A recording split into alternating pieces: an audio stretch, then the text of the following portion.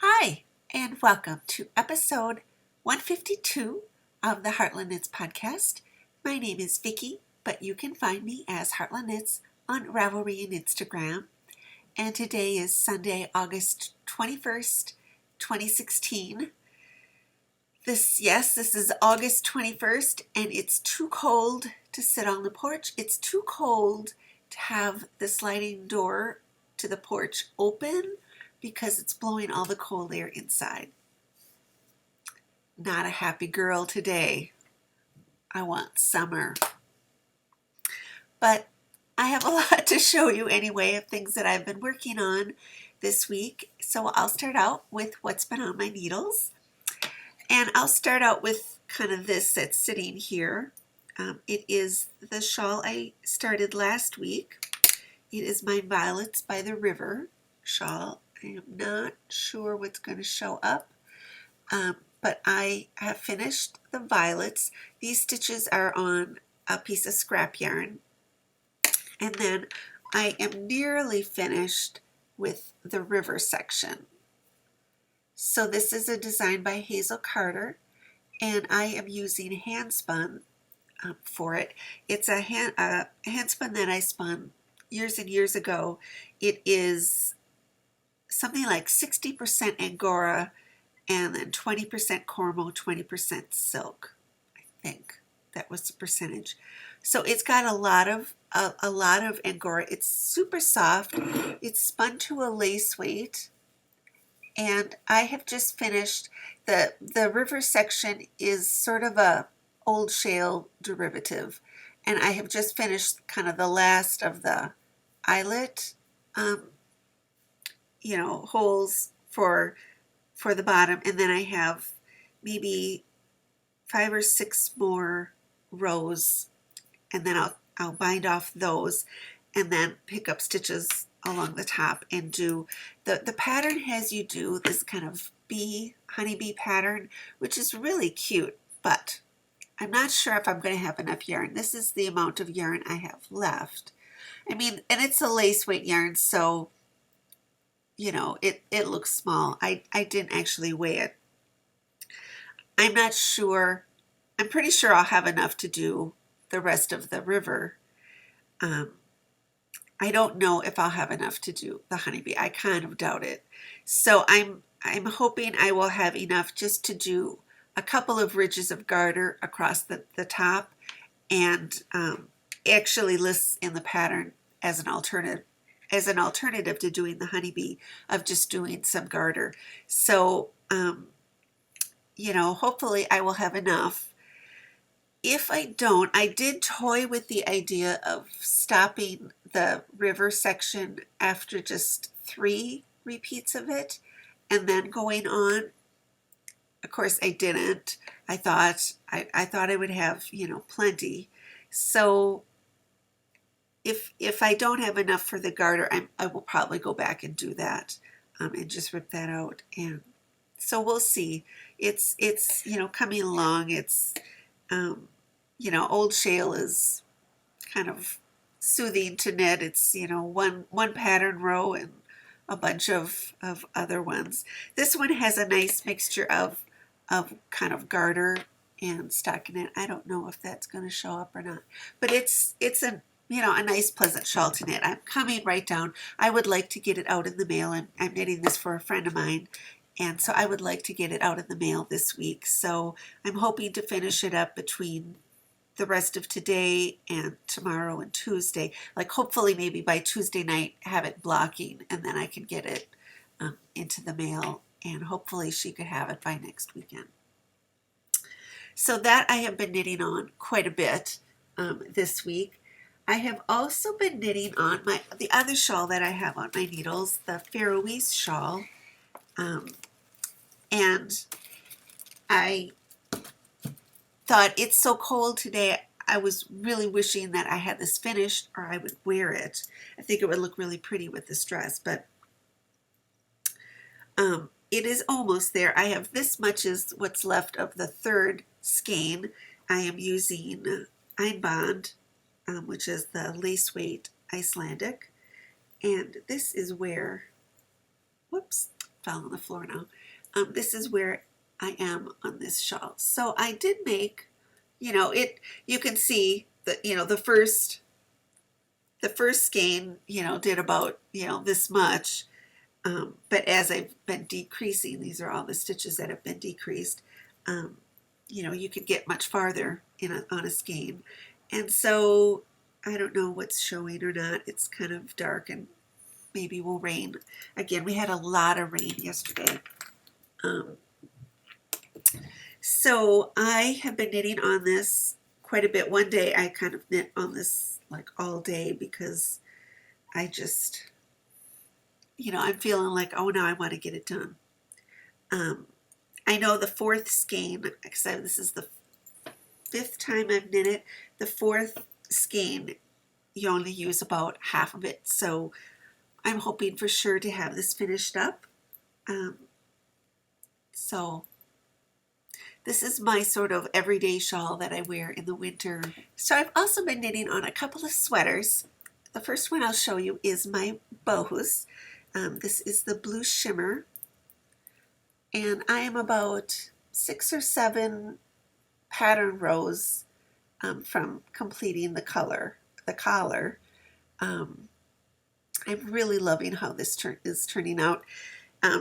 It's was kind of one of the early bohus. I feel like earlier than a lot of the other ones that I have done, and it just feels a little more kind of logical where the pearls are, kind of than some of the other ones.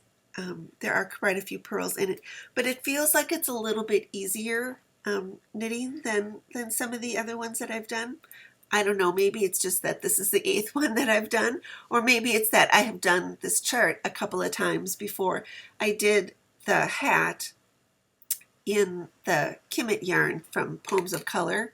I did that hat, and then I also did the wristers. So I came across these, and I knew I had done them, of course, but they were back in the stash somewhere, and I came across them when I was going through stash, like I told you I had been. And so if you've ever taken the Susanna Hansen Bohus workshop, you kind of make a little set of wristers. And I took her class when, let's see, I was just finished with the rose lace. I had finished the first one, and then she came I think she came to Yarn Over in Minnesota, and then a lot of times the yarn shops up there will have the teachers stay over and have classes at their shop, and that's what the Yarnery did. So anyway, you do like a little set of wristers, and the ones that I did were the blue shimmer, and so I came up with those, and so that's the little wrister that I did, that matches. And so this is the yarn also that Solveig dyed. She would get these, and I can't remember. I think everybody in the class did blue shimmer, but I'm thinking that I would like to do, I never, finish them. You get enough yarn, you get like a little kit like this, you get enough yarn to make both of them. And I made both of them, but I never finished them. I always thought, well, maybe I will make, gloves out of them. And then I had bought this kit, but I kind of didn't want to break into it and use some of the blue that will be for the body to finish up the gloves, just in case, like, I didn't have enough to finish the body or something. So I was always going to save these for after I knit this kit. And now I did those orange ones, the gloves, single-stranded, and made gloves out of them. And they're not really warm. So I thought I'll either do like double strand the yarn and then attach it and do mittens out of them. That might be nice. Or else I thought just like switching them around and using these for the cuffs of the cardigan. I wish I had done like something. So at the bottom is just garter. Um, so I wish I'd done something a little prettier, a little more special. Scallopy, I always like the scallops, or it's like a picot. So I may like try to take the cast on off and do like a picot or something. I don't know. But anyway, I found those and I will be keeping those with um, my sweater um, because then I can, but I thought that'll be a way to use them and it'll be different kind of than all the rest of my focus sweaters, and I like to do them all a little bit differently. And then the other sweater that I will show you just quickly, because I did make some progress on it. I don't know if it will show for you, but it feels like it to me. But this is my endearment cardigan. I will have to do every time I get the color close up, it kind of blows it out. And this is lace, so it doesn't really show up. I hope that shows up. But it's like a cable and a lace kind of pattern. It's fun to do. It's I'm working down on this far past the armhole. So going on down, the pattern calls for a lot of waist shaping, but I'm not sure I might do a little bit, but I don't really know. I don't really, because with all that lace, it's going to be like stretchy anyway. I don't know. So it is coming along and I'm enjoying knitting it quite a bit. Though I wish that was another one I wished I had like done on this like cold kind of August day, because I wanted to get that sweater done by the end of summer because I have a dress that it matches. Speaking of dresses, as you might be able to tell, I finished my dress that I was sewing. So I'm gonna like try to stand up and show you. So this is my latest dress. I should take this off. It's just got little like straps and then the back. I'm fairly happy with it. This was a new look pattern. I can't think of the name. I'll put it at the bottom. The fabric is just cotton, and then it's lined with a yellow cotton. But I did the piping along the neckline and the armholes. I'm like really, really happy with that. The pattern actually called to do it along at the waist, but I didn't do that because I have this little black belt that I wear with a lot of my dresses. So I figured I would just, skip that. But by and large, I'm happy with it. I didn't do a muslin for it, so this is what I'm thinking of as like a wearable muslin. Like if I'm out of breath, it's because it's like it fits and everything, and I feel like I got the right size. I just feel like I needed to do kind of a bust adjustment, which my book like shows how to do, because like these sort of the regular like patterns are made for B cups, and I don't have a B cup. So I just feel like my girls are saying, I can't breathe. I mean, it fits in I was worried that the waist wasn't going to fit, and the waist is fine. It's just like really tight across the bust. So if I do this dress again, I will like try to like adjust for that, which I didn't have any problems with that with the first dress. So I'm not sure. I did get the zipper in on this one. I found a way of doing it that I'm much happier with. Like doing it, the first ones I want it because I want the zipper tape like wedged in between the outer fabric and the lining. And this time I did it sort of like when I did the piping. I put the, I still did the same thing. I pinned the zipper tape to the outer fabric and then I basted it by hand and then tried it on to make sure everything fit. And then I just sewed it to the outer fabric, like if there wasn't a lining at all. Um, and I have this old sewing machine. I don't have like an invisible zipper foot. I think that would be kind of a lot easier because it kind of keeps the teeth of the zipper, like there's little grooves in the zipper foot, and so it keeps the teeth of the zipper in those grooves, so you don't have to worry about like your needle breaking, getting too close to the zipper and your needle breaking and stuff. So for me doing it that way, it was much easier to get really close to the zipper without getting too close, because I was just sewing it on the outer fabric. And then when I flipped the lining over the top and, pinned it to make sort of like a zipper sandwich, when I sewed it the next time, I sewed it kind of to the right of my original stitching line. So the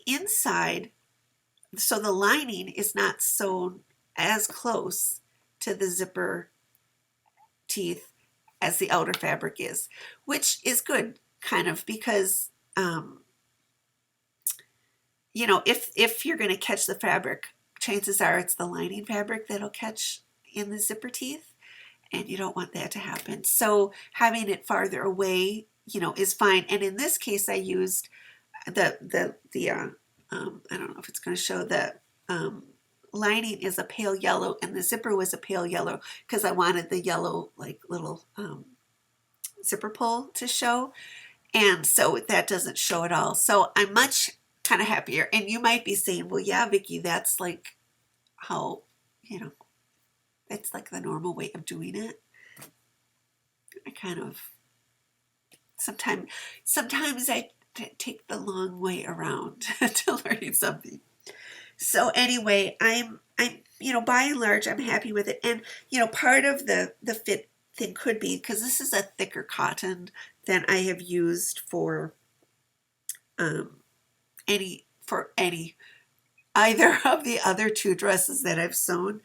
It's a much thicker cotton. It's probably it's still soft and it feels, it's not quite as like stiff and thick as like some quilters cottons, but it's definitely not as nice and thin as either of the first two dresses that I did. So that could also be a determining factor in just how it feels wearing it. I didn't do any kind of seam finishes on it, so I think it will just turn into, like when it's washed, it will just turn into, a tangled mess of threads. But I don't know. It was a really good learning experience. I got the like whole piping thing, figured out, and anyway, so by and large, I'm happy with it. Quick update on the dress. I wore it this morning, and it was not really very comfortable. And when I came home, I thought I had nothing to lose to try and see if I could change things a little bit. So I opened up the princess seams here and resewed them with a smaller seam allowance. They had 5/8 inch, like normal seam allowances, and so I just made them a little smaller, working in. I didn't, I went from about here to about here and just tried to make those a little bit bigger. And it feels better than it did. It still needs, if I would do this pattern again, I would still need to do adjustments. That would be a better fix because, a smaller seam allowance is probably not the best option, but it at least will maybe make it, want to wear this dress a little more often. It does have the seams like back here, not the side seam, but there are, and I may, try it on that. I started out, I thought I'll just try it on the the lining and just see what happens, because if it didn't look good, no one would know. I still have to like press, repress those seams and things. So, but I feel like it's a little bit better of a fix. At least I feel like I can breathe, take a deep breath. Where this morning it was really like, I felt really, really, really tight. So anyway, that is all that I have for you today. Thank you all so much for watching, and let me know what you're up to. I would love to hear what you're spending. Did you have like a big project that you were working on like years ago that you either finished or didn't finish, or I would love to hear about it. So I hope you all have a really great week, and until I see you next week, from my heart to yours, happy knitting.